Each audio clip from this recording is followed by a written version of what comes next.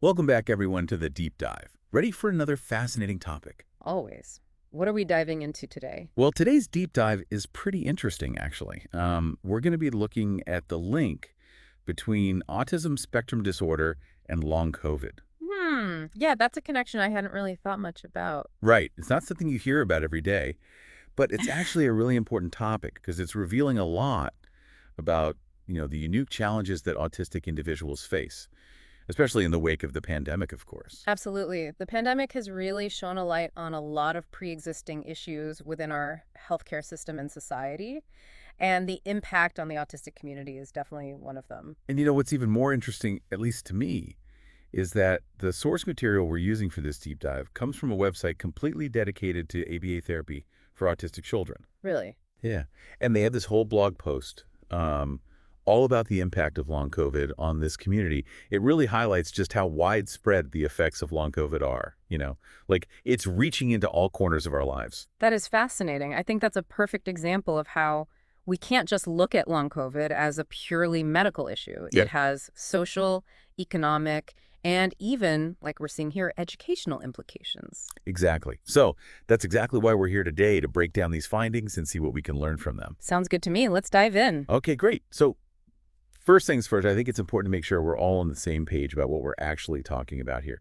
When we say long COVID, we're not just talking about like a cough that hangs around for a few weeks after you've been sick, right? Right. We're talking about a whole constellation of symptoms, a range of symptoms that can sometimes be really debilitating.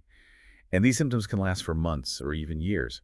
We're talking fatigue, brain fog, muscle aches, even problems with your heart and lungs. Yeah, it's definitely a complex and often misunderstood condition. And what's really important to understand is that, like you said, it's not just one thing. And it doesn't impact everyone in the same way. Right. Especially for people with ASD, these symptoms can actually be even more intense.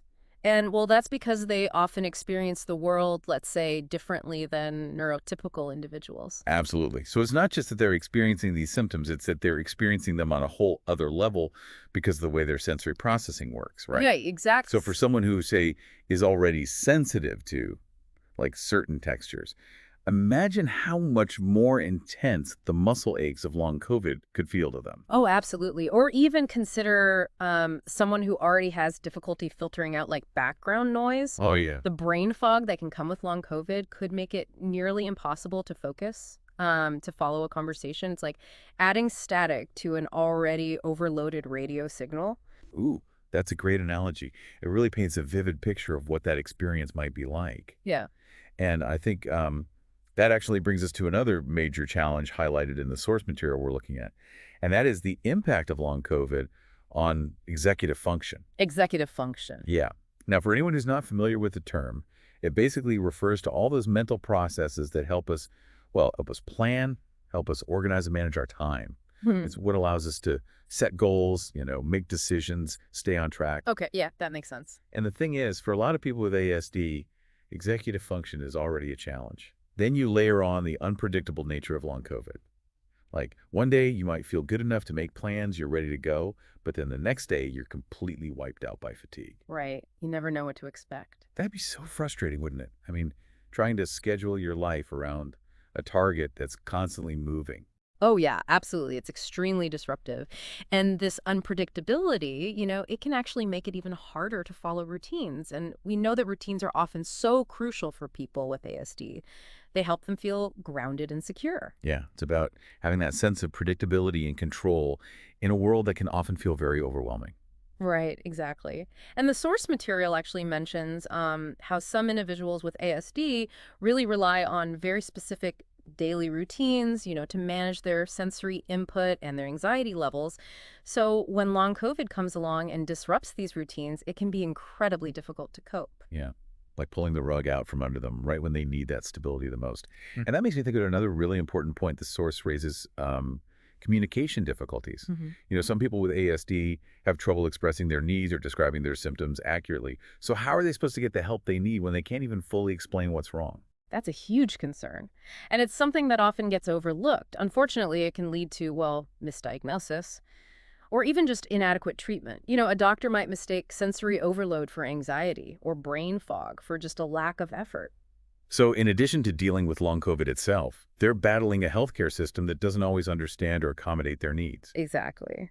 And of course, we can't forget the emotional toll that all of this takes. Many autistic individuals already experience higher levels of anxiety, just due to the challenges they face navigating a world that isn't always designed for them. Right. It's like they're constantly having to adapt and adjust to a world that doesn't always make sense to them. Right. And then you add long COVID to the mix with all its uncertainty and potential for, you know, long-term health problems.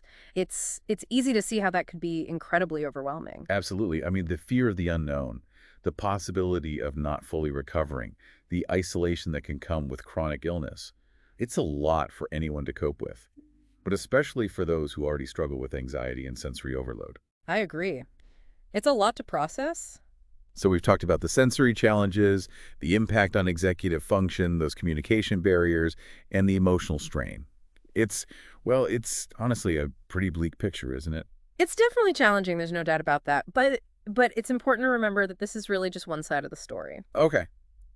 There are also some potential opportunities, I guess you could call them, silver linings that have emerged, in the wake of all these challenges. Oh, okay. So tell me more about that. What are some of the positive things that have come out of this difficult situation? Well, one of the most significant things, I think, is the increased awareness and understanding of ASD that the pandemic and now long COVID have really brought about. You mean people are finally paying attention to the needs of the neurodiverse community in a way they haven't before? Yes. Exactly. We've seen a surge in research, public discourse, even policy changes aimed at better accommodating and supporting people with disabilities, and that includes those on the autism spectrum. And this is directly related to the pandemic and long COVID, do you think? Yeah, I think in many ways it is. The pandemic, I mean, it forced us to completely rethink, how we provide healthcare, education, even just basic social interaction.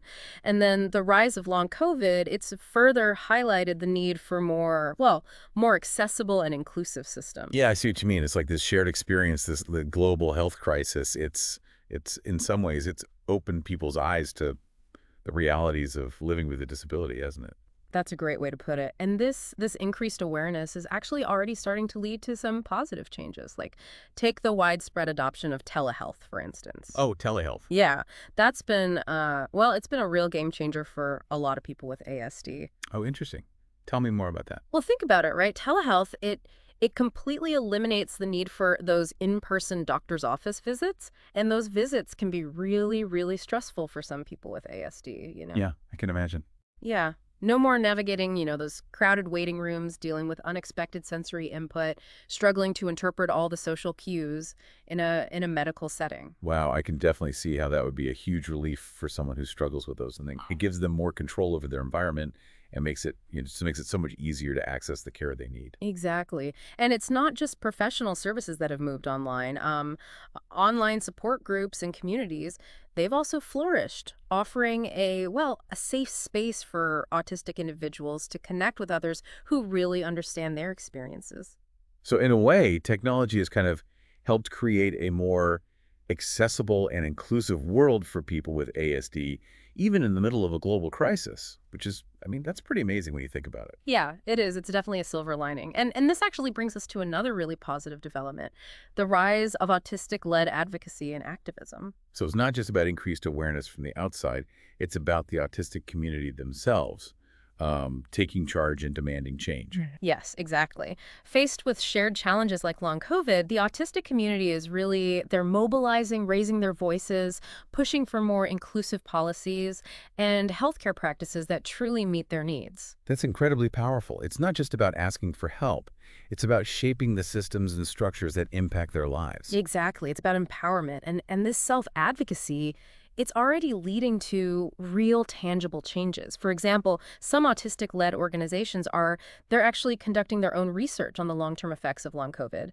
They're advocating for more accessible diagnostic criteria and pushing for healthcare providers to get better training on, how to care for autistic patients. So there's a lot happening in this space. And while the challenges are clearly significant, there's also, like you said, this sense of hope and progress. Absolutely. I think it's crucial to highlight both sides of this story, We need to acknowledge the very real difficulties that autistic individuals are facing, but we also need to celebrate the resilience, the innovation, and the advocacy that are driving positive change. I agree. Well said. Like you said earlier, it's a complex and multifaceted issue, and we need to approach it with nuance and understanding. And speaking of complexity, something I'm curious about.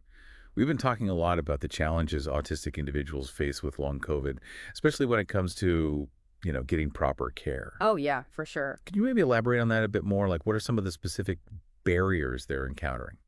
Well, I think one of the biggest hurdles is just the fact that the healthcare system often isn't really equipped to recognize and address the unique needs of autistic patients, especially when it comes to something as multifaceted as long COVID. So even though there's like growing awareness of ASD, that doesn't automatically translate into like better healthcare experiences for autistic individuals. Yeah, unfortunately, not always. There's still a significant gap between awareness and action.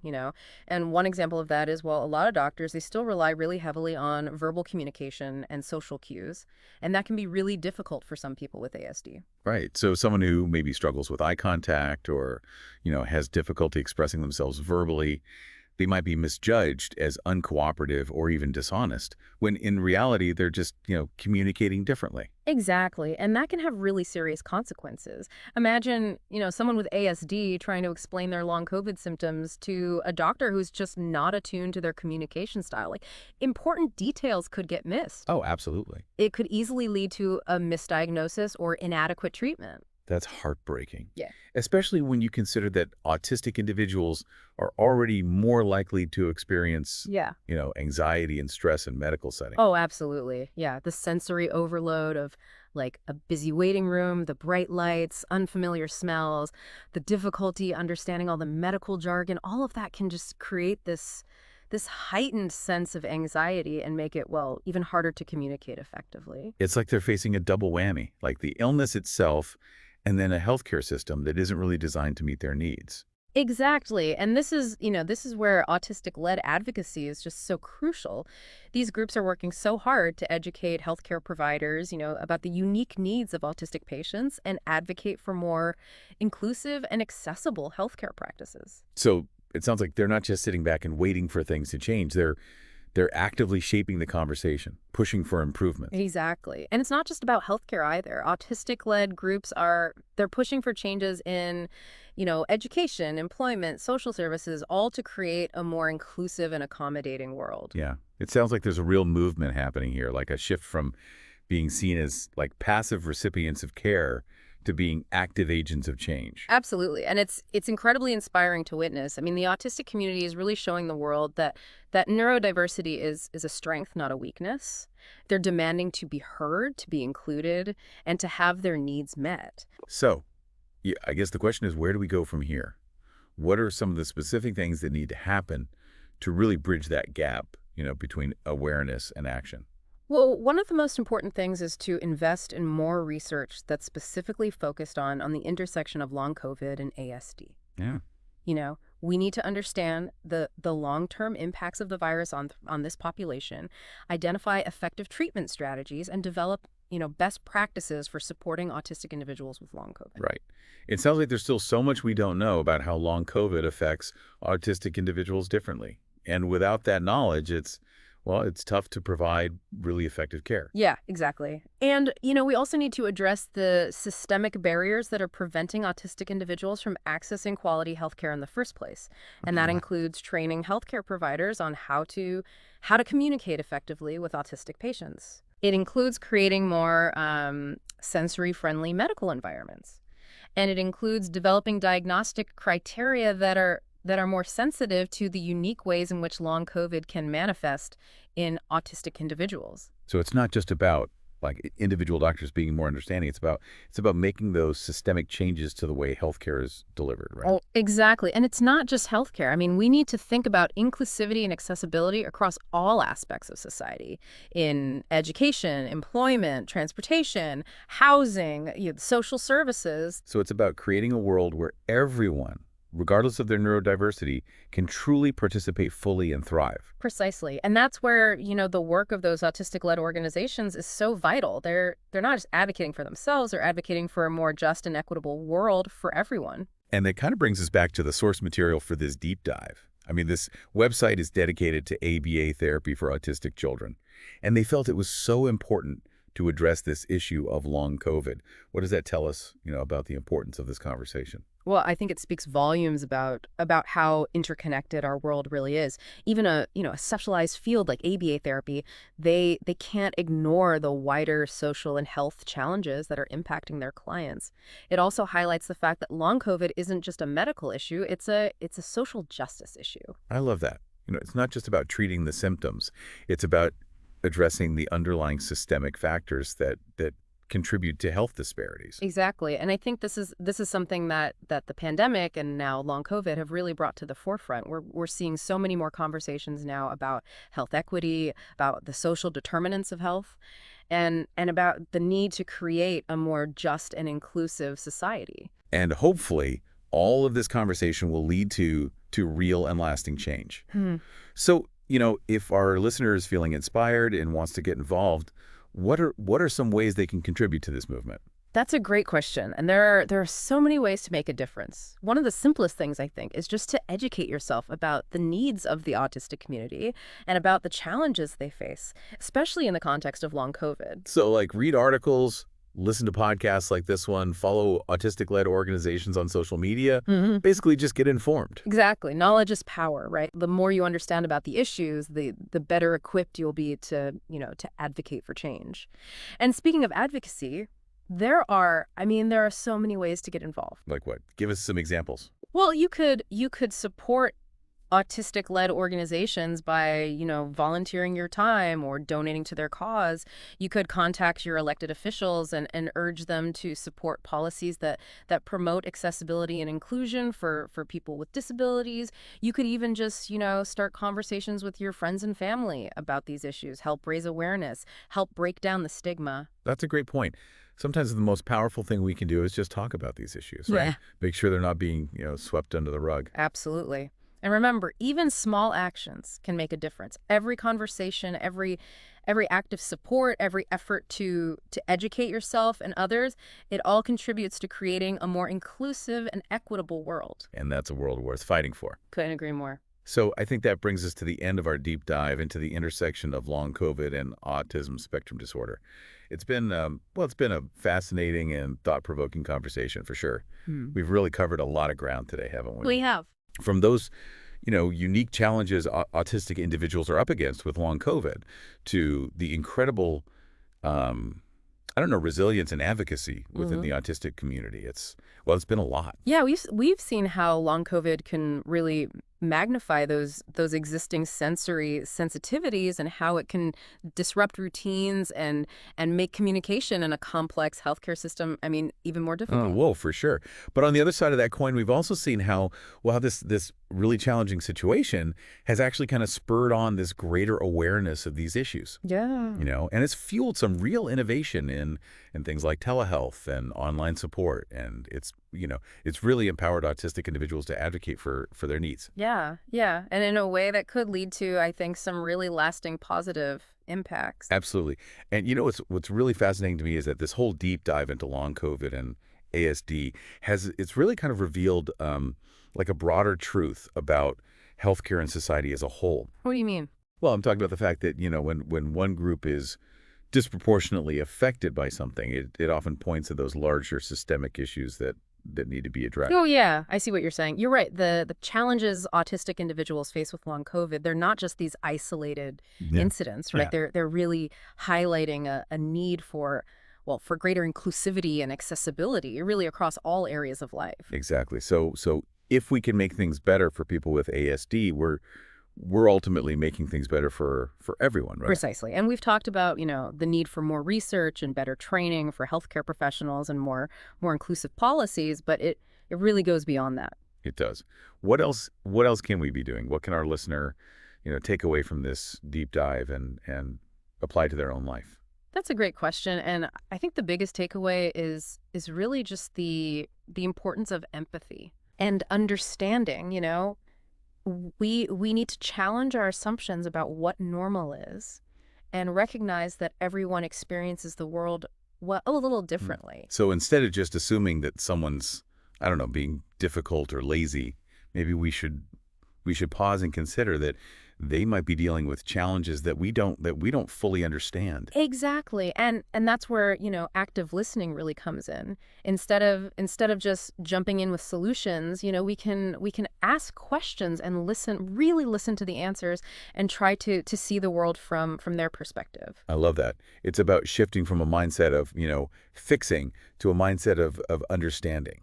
Right. And this applies not just to our interactions with people with ASD, but to our interactions with everyone, right? Right. The more we cultivate empathy and understanding, the more inclusive and compassionate our society will become. And ultimately that benefits all of us, right? Yeah. So as we wrap up this deep dive, I want to leave our listener with one final thought to ponder, Yeah. and that is, well, if long COVID has taught us anything, it's that we're all interconnected, right? Yeah. The health and well-being of one person, it really does affect the health and well-being of the entire community. It does. And that realization, I think, well, it comes with a responsibility, doesn't it? I think so. What do you mean? Well, a responsibility to advocate for a more just and equitable world where everyone has the opportunity to thrive, regardless of, their neurodiversity or their health status. Couldn't have said it better myself. Yeah.